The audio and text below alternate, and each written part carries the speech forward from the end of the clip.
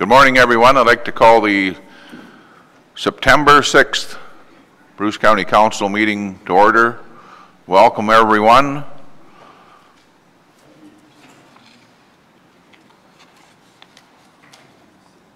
Here's the agenda here, Donna, over here. First thing on the agenda this morning is the roll call. Donna?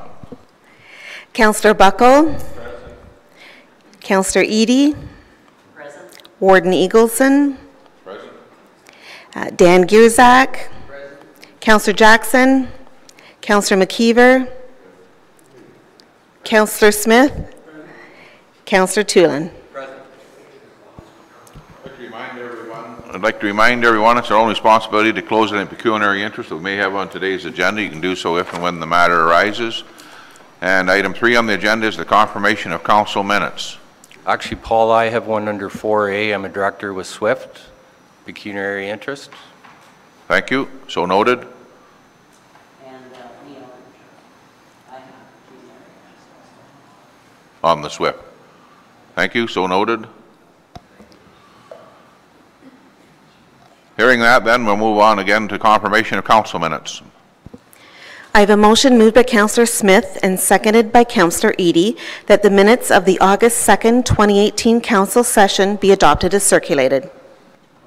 You've heard the motion. Is there any discussion on the motion? All those in favor of the motion?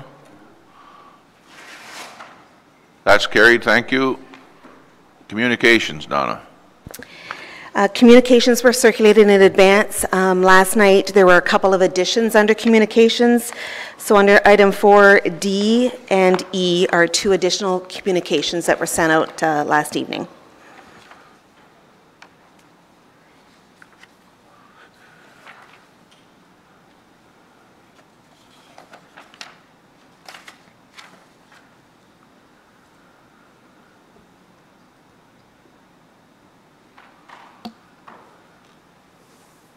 Was that information or was there a motion? Sorry? Was there a motion on the communications? No, no motion. What's the next item? The next item is delegations. So number 5. Okay, thank you for the communications, which would take us down to item 5 on the agenda, delegations. This morning we have Tanya, we're hiding over here. Morning, Tanya. Thank you for coming. Tanya Gilchrist is here, and I'll read a little bit about Tanya. Tanya Gilchrist first came to the museum in 2003 with an interest in history and with the aim of contributing to the museum, which at that time was beginning the process of undertaking the capital build project. 15 years later, Tanya is still volunteering and contributing her skills at the museum. Through her tenure as a volunteer, Tanya has taken on the responsibility of some very large and important collections-based projects. During the new capital build, Tanya worked to photograph, pack, and inventory collections for storage prior to the move, as well as moving and organizing the collection in the new storage once the building was complete. With the move completed, Tanya took on the next task of retro-cataloging the entirety of the collection from 1954 to 2005 into the new database program. This project in itself took approximately 5 years to complete, with Tanya dedicating 21 hours a week of meticulously comparing the entries from the old system to ensure accuracy. Once all the items were entered, her next major project was to sort through all the moving photographs of objects and match them in a database with the appropriate record. Like the project before, it took several years to complete this work. Other time-consuming projects Tanya has aided with is the input of the museum's reference library into the past perfect database, as well as continuing collections inventory and reorganizing when required. At this time, Tanya has been culling through the now 20,000 object records, ensuring accuracy and consistency within the entry format as the collection becomes available for viewing online using the Past Perfect online module, and also for enhancing search ability of the collection by staff. Through all this time, Tanya has aided new staff, students, and volunteers with orientation to the Collections Department. The Collection Departments within Bruce County Museum and Cultural Center is now organized, and ever thanks to the time and contributions to Tanya. The time she has saved staff members through their work, and the outcome of her work has allowed the team to focus on other projects, including the rehousing and reorganizing of artifact storage space, layouts, inventory management, deaccessioning, and online projects. Though all these projects took place behind the scenes out of the public eye, Tanya's effort directly affect what the public does see and experience here at the Bruce County Museum. We are extremely grateful for all that Tanya's contribution and dedication to her work at the museum. Thank you, Tanya. What's that? Oh, well, thank you. Did you want to mention what she has here for? What award? Yeah. Where's the award?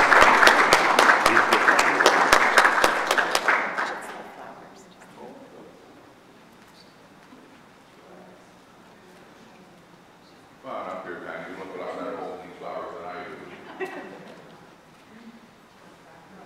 Well, we'll wait over the background.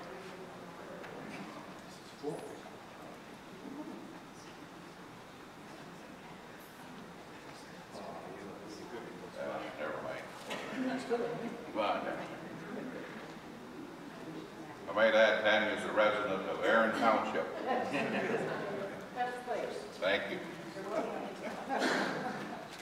This is Tammy's medal if you want to get it. Here's the medal. Yeah.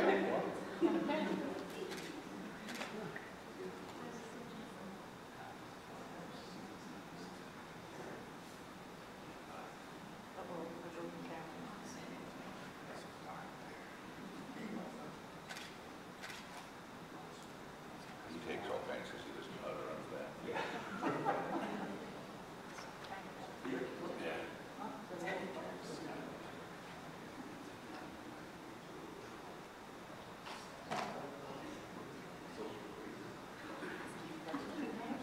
So, do you want to say a few words about the medal, or Tanya, anything you want to share? I never expected this from the museum. I'm thankful that they gave me this award. And it came all the way from Ottawa. Okay. So this is good. Congratulations, and thank you for everything.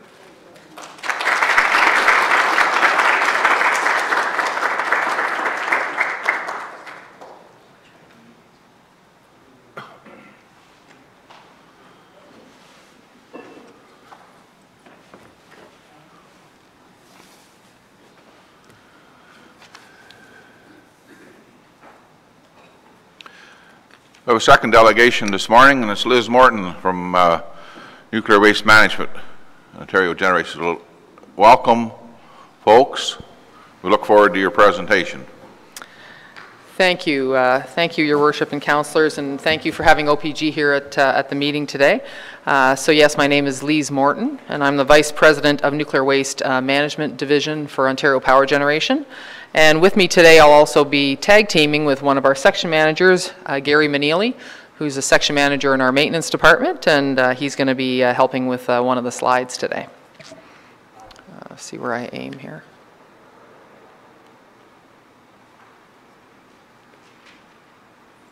Do I aim at something?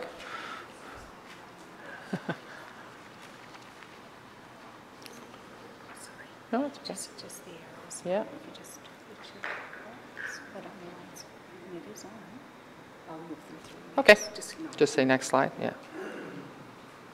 Okay.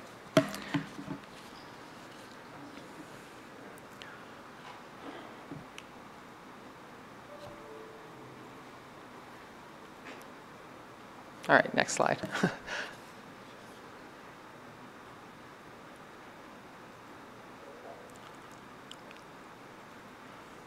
All right, there we go. So relatively short agenda today. I'm going to give you an update, or Gary will, on our Western Waste operations and what's going on at that site. Of course, I'll give you an update on our Deep Geologic Repository project, a few updates in terms of other things that OPG is involved in, and a little bit of an update on some of the local initiatives that we're supporting. So with that, I'll turn it over to Gary for an update on Western Waste, and we can go to the next slide. Thanks. Good morning. So, start off, I just wanted to give a high-level overview of our Western Waste Management Facility. You can see this is the aerial view of the OPG's Western Waste Management Facility at the Bruce nuclear site. We process and store low and intermediate level radioactive waste from all three OPG-owned nuclear reactors or nuclear stations at Darlington, Pickering, and here in Bruce County at Bruce Power. We also store used fuel from Bruce Power only. The used fuel from Darlington and Pickering have separate facilities, one at each at Darlington and one at Pickering that do the same as we do on site. All this is considered interim storage. It's temporary until we can build a deep geological repository for permanent disposal. And so under our license renewal we received last year, we continue to build new buildings to expand our storage capacity on site. Currently, we're preparing for site for 5 new storage buildings. The green boxes you can see on the building there. The top one's into new storage buildings. The middle one is the new sorting building that we're looking at, and the bottom one is also where we store the used fuel. To talk about the waste sorting and segregation building, which you can see in the middle. This is in support of our efforts to reduce our environmental footprint by reducing the volume of waste we store. We find items that are clean and we can be recycled or reused, such as tools and valuable metals such as copper. The new sorting building will give us more room to do more of the good work that allows us to free release the stuff back to regular recycling, and as I mentioned. Ongoing projects also include upgrades to our incinerator, which we are currently in process of right now, which we use to reduce the low-level volume of things such as clothing, packaging, paper, and items, so on, to reduce the volume by about 80% of the storage capacity. We also have a license approval for 4 more storage buildings of used fuel, which you see located at the bottom of the overview there. And we plan to build those in the near term, 2 or more at a later date, and when they are needed in anticipation of Bruce Power's support. And that's the high-level update I wanted to provide to you, and I'll turn it back over to Lise for further. Okay, so next slide. So thanks, Gary. So a few words about the DGR project, which I'm sure you're probably familiar with. So just to recap, last year the Federal Minister of Environment asked us to update our analysis, and in particular to update the analysis in terms of the spiritual and cultural connection to the land for Saugeen Ojibwe Nation. And again, to recall, we committed in 2013 not to build the DGR without SON support, and we are meeting with SON regularly to work towards an agreement and really engaged in some really meaningful and respectful discussion, and we believe that that process is proceeding well. I also want to highlight that this year we renewed the DGR hosting agreement, which had originally been struck in 2004, and that agreement also benefits the 4 adjacent municipalities. So in an amending agreement that was ratified in February, half of the monies that were put in trust in recent years were released to the 5 municipalities, and the annual payments resume in December at the 50% level until the project is either approved or not. That amending agreement also called for the formation of a working group between OPG and Kincardine to explore the idea of a Centre of Energy Excellence. The centre is mentioned in the 2004 agreement, but it's not clearly defined. So we're working on drafting the proposed terms of reference for that group, and we hope to have more information on that soon. Next slide, thanks. So just a few notes about OPG and things happening elsewhere in the company, locally and elsewhere. So we're right in the middle of refurbishing Darlington Unit 2. We're at the reassembly stage where the reactor is being put back together. And then around the end of 2019, we'll be moving into the refurbishment of Darlington Unit 3. So of course this is very similar work to the Bruce MCR, and we're absolutely collaborating with Bruce Power on that. And we recently supported Bruce Power, of course, in their license renewal, and we're all looking forward to hearing the news on that. So we continue to collaborate with Bruce Power because there are a lot of synergies between Darlington refurbishment and Bruce MCR, and particularly on the waste front, we're sharing a lot of lessons learned from the Darlington project with Bruce, and also working with them on how they're planning to manage the waste and any opportunities there may be for waste minimization. Our Pickering Waste Management Facility also received its 10-year license, and you may have heard recently that the Pickering Nuclear Station also received a 10-year license, and that is to allow the Pickering units to operate until 2024, and then they would go into, they would shut down and go into a safe store state for 4 years before you move into the decommissioning phase. And we're also pleased that the Premier, the incoming Premier, recently visited the station in June and articulated support for the continued operations of Pickering Station. So other company highlights, you may have seen some news that OPG is acquiring a U.S. company that runs small hydro facilities. So we're not just a nuclear company, we have a very long history in the province of running hydroelectric facilities. So we are moving towards acquiring this U.S. company, and this doesn't affect Ontario customers, but it will add to OPG's earnings. And in our case, in OPG's case, we return our earnings to the shareholder or to the government. So ultimately, the earnings will benefit the people of Ontario. We also recently announced that we will be the first utility to be producing molybdenum 99 or Moly 99 with BWXT on a large scale in our reactors. So that'll be at the Darlington reactor.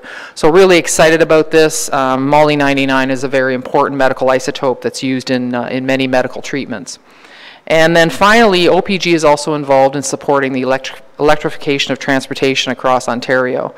So what we're involved in is more along the lines of the infrastructure piece. We're exploring what it takes to move in this direction, what kind of infrastructure is required, charging stations, etc. And locally at our Western Waste Management Facility, we have acquired several hybrids that, because we do a lot of traveling, because we're so geographically diverse, and on our site itself. So we're actually replacing some of our fleet vehicles, not the big transport trucks. That's something that'll be a little bit more in the future, hopefully, but certainly our smaller vehicles, we're replacing some of those with hybrids as well. So we're looking forward to doing that. Next slide. And then finally, just a brief note about our sponsorships. You know, we're very proud to continue to support about 100 programs in the Bruce area every year. Everything from the Scottish Festival to fish hatcheries to Pumpkin Fest. So if any groups are interested in knowing more about our corporate citizenship program, they can actually apply to Linda Kane, who's sitting here in the audience, and her contact information is also on our website. So that's it for the presentation. I wanted to keep it relatively brief and open it up if you have any questions.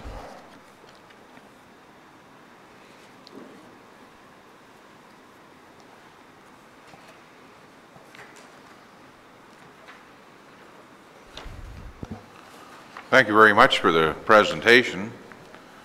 Does anyone have any comments or questions of the presenters this morning? Okay, that's the first. Hey. That is a first. That just means it was an excellent presentation. No one's got any questions. That's right. Thank you. Yeah. Thanks for coming, and look forward to you coming back and keeping us informed. Thank you.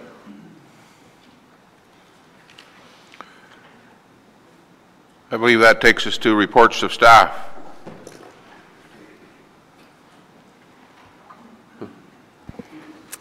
Through you, Mr. Warden, the purpose of my report is to advise of the date of council orientation, which is Thursday, November 22nd, beginning at 9 a.m.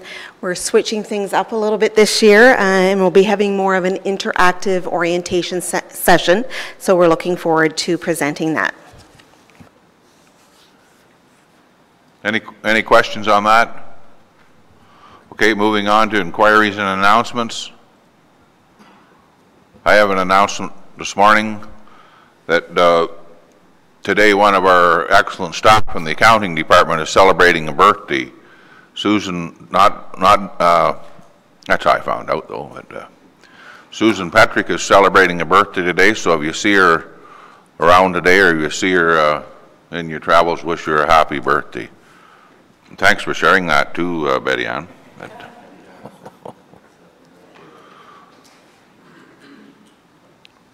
Moving on, any other inquiries or announcements? Moving on to the minutes then.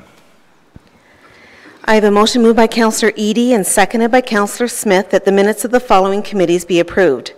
August 2nd, 2018, Corporate Services Committee, Executive Committee, Homes Committee, Human Resources Committee, Human Services Committee, Museum Committee, Transportation and Environmental Services Committee. August 9, 2018, Homes Committee, Planning and Development Committee, Transportation and Environmental Services Committee.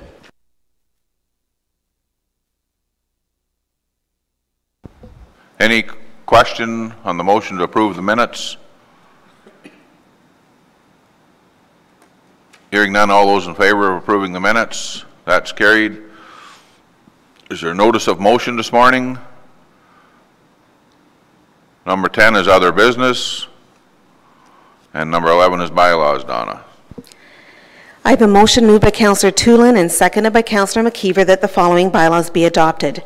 2018-056 is a bylaw to repeal bylaw number 2018-042, being a bylaw to authorize the execution of an Ontario transfer payment agreement between the Housing Services Corporation and the County of Bruce for the Green On social housing program.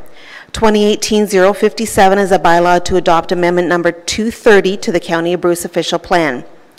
2018-058 is a bylaw to adopt amendment number 234 to the County of Bruce official plan. 2018-059 is a bylaw to declare Plan 205, Part Lot 224 RP 3R-1248, Part 1, known as 203 Mill Road in the municipality of Erin Elderslie as surplus, and authorize the transfer to the corporation of the municipality of Erin Elderslie. 2018-060 is a bylaw to authorize the execution of an agreement between the Corporation of the County of Bruce and the Corporation of the Municipality of Erin Elderslie regarding the property known as Plan 205, Part Lot 224, RP 3R-1248, Part 1, 203 Mill Road in the municipality of Erin Elderslie. 2018-061 is a bylaw to stop up and permanently close the former Bruce Road 1 road section from Highway 9 in the hamlet of Kinloss, northerly approximately 564 meters, and described as parts 3, 4, 5, 6, and 7, being part of PIN 33231-0001 on registered plan 3R-10097.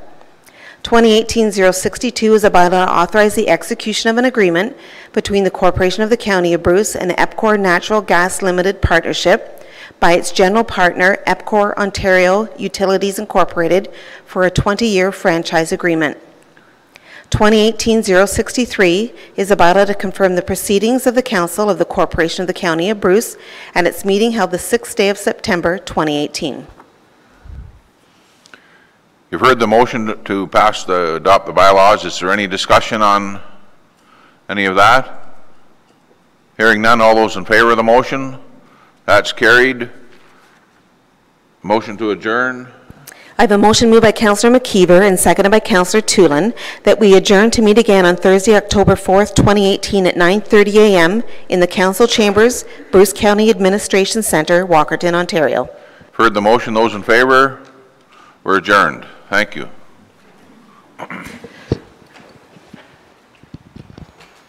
Oh.